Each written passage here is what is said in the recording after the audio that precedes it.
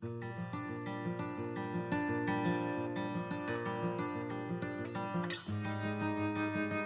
is January the 1st. Today, we look at an introduction to Israel's hymnal.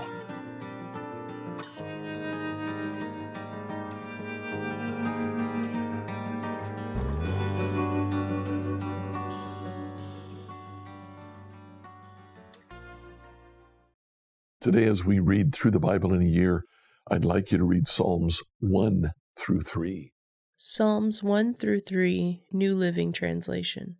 Oh, the joy of those who do not follow the advice of the wicked, or stand around with sinners, or join with mockers. They delight in the law of the Lord, meditating on it day and night. They are like trees planted along the riverbank, bearing fruit each season. Their leaves never wither, and they prosper in all they do. But not the wicked. They are like worthless chaff scattered by the wind. They will be condemned at the time of judgment.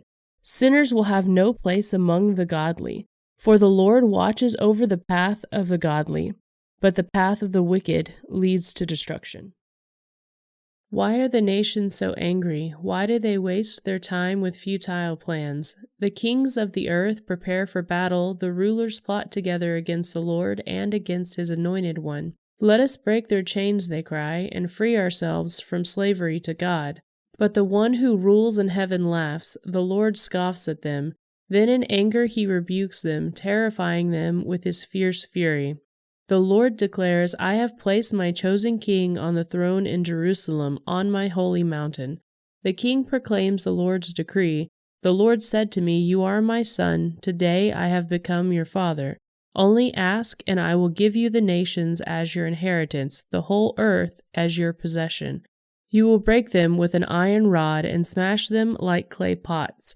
Now, you kings, act wisely. Be warned, you rulers of the earth. Serve the Lord with reverent fear and rejoice with trembling. Submit to God's royal Son, or he will become angry and you will be destroyed in the midst of all your activities, for his anger flares up in an instant. But what joy for all who take refuge in him. O Lord, I have so many enemies, so many are against me, so many are saying, God will never rescue him. But you, O Lord, are a shield around me. You are my glory, the one who holds my head high. I cried out to the Lord, and he answered me from his holy mountain. I lay down and slept, yet I woke up in safety, for the Lord was watching over me. I am not afraid of 10,000 enemies who surround me on every side. Arise, O Lord, rescue me, my God. Slap all my enemies in the face. Shatter the teeth of the wicked. Victory comes from you, O Lord. May you bless your people. Now, in terms of an introduction to Psalms, Psalms is a collection of hymns to be sung. The very word psalm means a poem to be sung to music.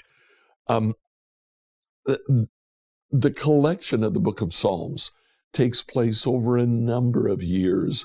The earliest psalm that we have is in Exodus chapter 15, written by, I believe it was Miriam, Moses' sister, as Israel comes out of Egypt. Then in Deuteronomy 32, we have another song by Moses about how magnificent God is. David, when he became king, established a process whereby Israel would sing, and Israel indeed sang the Psalms in the temple, later in the synagogues, and even in their daily life. Psalms was finished, the collection of Psalms was finished post-exile. That way we have Psalms all the way from Moses to the exile.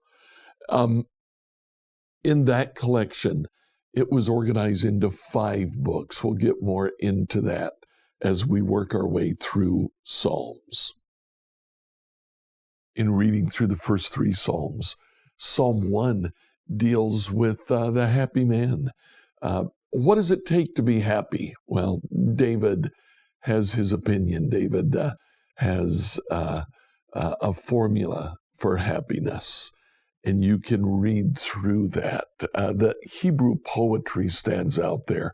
There's a lot of metaphors, a lot of comparisons.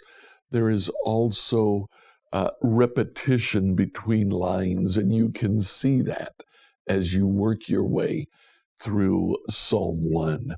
We come to Psalm 2, and if Psalm 1 was about man being happy, Psalm 2 is about God's Son.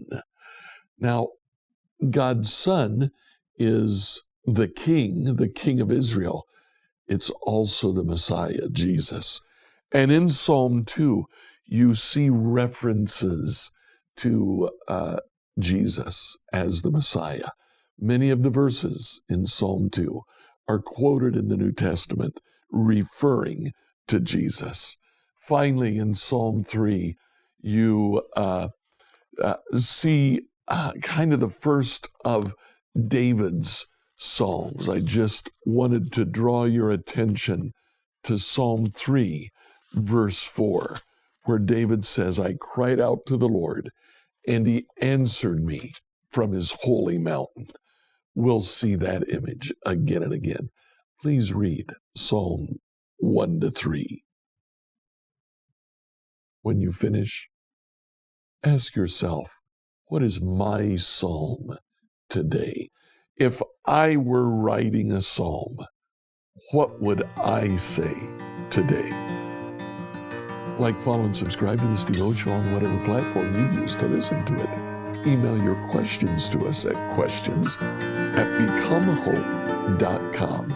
Tomorrow, we'll see paradise, how things are supposed to be.